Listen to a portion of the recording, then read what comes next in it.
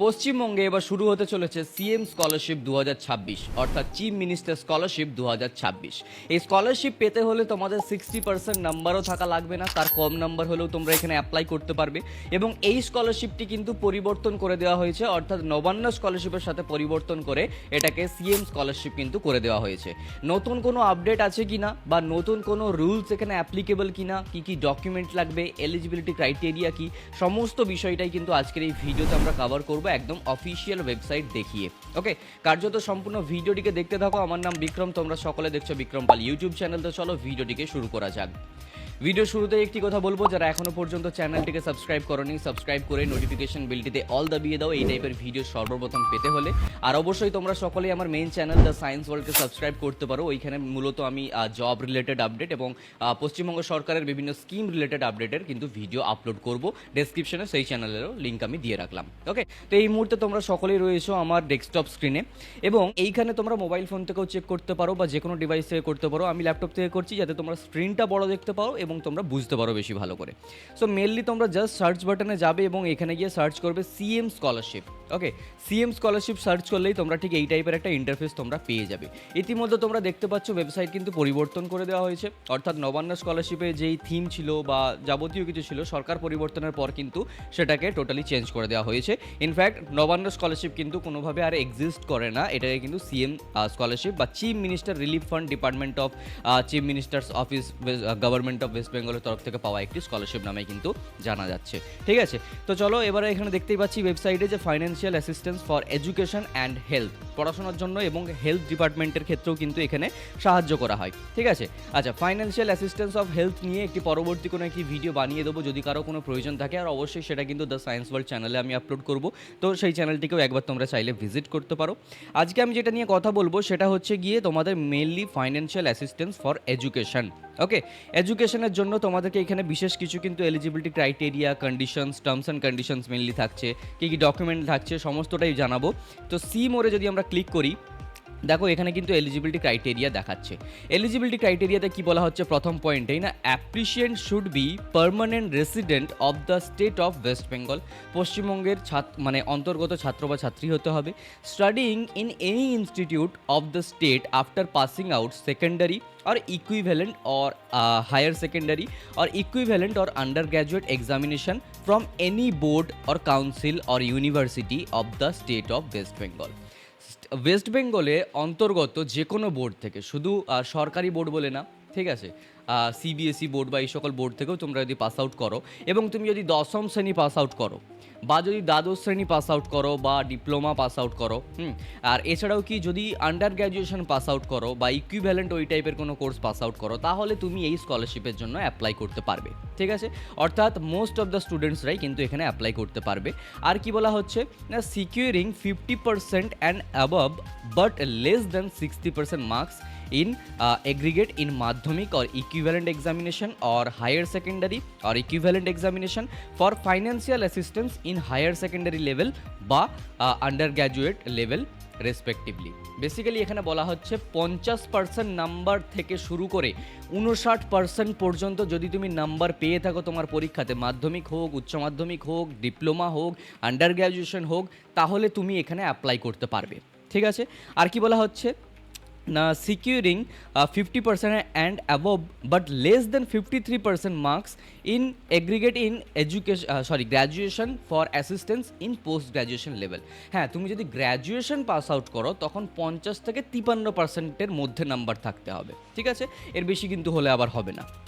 আচ্ছা, ফ্যামিলির যেই অ্যানুয়াল ইনকাম সেটা কিন্তু 1,20,000 টাকার বেশি হওয়া যাবে না, অর্থাৎ ইনকাম সার্টিফিকেটে তোমাদের যে অ্যামাউন্ট থাকবে পারিবারিক বাৎসরিক ইনকামের, সেটা কিন্তু 1,20,000 টাকার বেশি হওয়া চলবে না, তার কম হলে হবে, বা 1,20,000 টাকা থাকলেও চলবে, অসুবিধা নেই। ঠিক আছে, not enjoying any government or non government scholarship or stipend for the same course stage of study. Basically এখানে বলা হচ্ছে এখানে তুমি যদি অন্য কোনো স্কলারশিপ পেয়ে থাকো বর্তমানে, অন্য কোনো গভর্নমেন্ট স্কলারশিপ, অন্য কোনো ইনফ্যাক্ট প্রাইভেট স্কলারশিপ অলসো, এটা নতুন একটি নিয়ম যেখানে তোমরা প্রাইভেট স্কলারশিপ পর্যন্ত কিন্তু এখানে অ্যাপ্লাই করতে পারবে না যদি তুমি সিএম স্কলারশিপ অ্যাপ্লাই করতে চাও। ওকে, মানে যেখানে একটা আমাদের পথ ছিল যে একটা গভর্নমেন্ট স্কলারশিপের পাশাপাশি আনলিমিটেড প্রাইভেট স্কলারশিপ আমরা অ্যাপ্লাই করতে পারতাম, সেটা কিন্তু এই সিএম স্কলারশিপে এখন থেকে আর হবে না। ওকে, তুমি যদি সিএম স্কলারশিপ অ্যাপ্লাই করতে চাও তাহলে আর অন্য কোনো স্কলারশিপ অ্যাপ্লাই করা চলবে না, শুধু এটাতেই অ্যাপ্লাই করতে হবে। ওকে, আশা করি বোঝা গেল। হ্যাঁ, এটা একটু ড্রব্যাক তো রয়েছে, এটা আমারও পার্সোনালি পছন্দ হয়নি, কারণ স্টুডেন্টরা অনেকেই কিন্তু প্রাইভেট স্কলারশিপ অ্যাপ্লাই করতো এই স্কলারশিপটার পাশাপাশি। ওকে, তো যাই হোক, and applicant is eligible for registration once in a year. Okay, একবার করে তোমরা রেজিস্টার করতে পারো বছরে। ওকে, মানে 365 দিনের সার্কেলের মধ্যে করতে হবে। আচ্ছা, এত দূর আমরা বুঝলাম যে কারা কারা আবেদন করতে পারবে। এবারে আমরা আলোচনা করব keep following details within you reach while applying. Apply করার সময় কী কী তোমাদের তৈরি রাখতে হবে। নাম্বার 1, স্টুডেন্ট নেম তোমাদেরকে দিতে হবে, যেটা কিন্তু 10th অ্যাডমিট কার্ডে যেটা থাকছে, মাধ্যমিকের অ্যাডমিট কার্ডে। গার্জেনের নেম তোমাদেরকে রেডি রাখতে হবে। তোমার এজ তোমাকে সঠিকভাবে জেনে রাখতে হবে। ক্লাস 10-এর যেই রোল নাম্বার এবং ইয়ার ছিল সেটাকে জেনে রাখতে হবে। ফুল অ্যাড্রেস উইথ পিন তোমাদেরকে জেনে রাখতে হবে। Mobile number and keep the mobile within your reach while applying, মানে এমনই একটা মোবাইল নাম্বার দেবে যেটাতে তুমি কানেক্ট হতে পারবে, ঠিক আছে। আর ইমেল আইডি লাগবে, এটা অপশনাল, দিতেও পারো নাও দিতে পারো। ব্যাংকের ডিটেল লাগবে, যেখানে অ্যাকাউন্ট নাম্বার, আইএফএসসি কোড, ব্যাংকের নাম, ব্রাঞ্চ, এসব কিছু যেন ক্লিয়ারলি দেখা যায়। আর অ্যাপ্লিকেন্টের অ্যাক্টিভ সেভিং ব্যাংক অ্যাকাউন্ট থাকতে হবে, মানে ব্যাংক অ্যাকাউন্টটা ওই দিলাম, চলছে কি না চলছে, বন্ধ হয়ে গেছে না কি ফ্রিজ হয়ে গেছে সেটা জানলাম না, এটা করলে হবে না। একটা ঠিকঠাক ব্যাংক অ্যাকাউন্ট তোমাদেরকে রেডি করতে হবে। ওকে, আচ্ছা, কিছু কিছু ডকুমেন্ট লাগবে যেটা পিডিএফ ফরম্যাটে 500 কেবির মধ্যে আপলোড করতে হবে। চিন্তা করার কিছু নেই, যখন অ্যাপ্লিকেশন শুরু হয়ে যাবে আমি তোমাদেরকে দেখিয়ে দেবো যে তোমরা কীভাবে কি আপলোড করবে, পিডিএফ কী করে বানাবে মোবাইল ফোন থেকে, 500 কেবির মধ্যে কীভাবে বানাবে, সমস্তটা জানিয়ে দেবো। এখন শুধু দেখো যে কী কী ডকুমেন্ট লাগছে। বলা হচ্ছে কি, required documents to be uploaded and application should be submitted successfully within 90 days from the date of registration. Okay, এখানে বেসিক্যালি বলা হচ্ছে রেজিস্ট্রেশন করার 90 দিনের মাথায় তোমাকে তোমার রিকোয়ার্ড ডকুমেন্টগুলোকে আপলোড করতে হবে। Prayers address to be honourable chief minister of financial assistance duly signed by the application. Complete address, mobile number and email ID should be mentioned in the prayer. Okay, এখানে সমস্ত বলা হচ্ছে, যেমন তোমার address, mobile number, email ID, এই সমস্ত কিছু তোমাকে মেনশন করতে হবে। আর এখানে কিন্তু তোমাকে একটা রেকমেন্ডেশন তোমার লাগবে, যেটা তোমার লোকাল এমএলএ বা এমপির থেকে তুমি পেয়ে যাবে। লোকাল এমএলএ বা এমপির কাছে অফলাইনে তোমার কাছে গিয়ে সেই ডকুমেন্টটাকে নিতে হবে, যে আমি সিএম স্কলারশিপ অ্যাপ্লাই করতে চাইছি, তার একটা রেকমেন্ডেশন আমার লাগবে। আর কি, ফ্যামিলির অ্যানুয়াল ইনকাম সার্টিফিকেট লাগবে।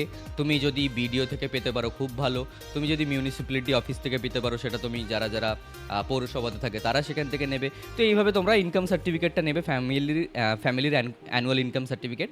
আচ্ছা, সেলফ ডিক্লিয়ারেশন একটা লাগবে, যেটা কিন্তু স্টুডেন্টের আন্ডারে থাকবে এবং তার নিজস্ব সিগনেচার থাকবে।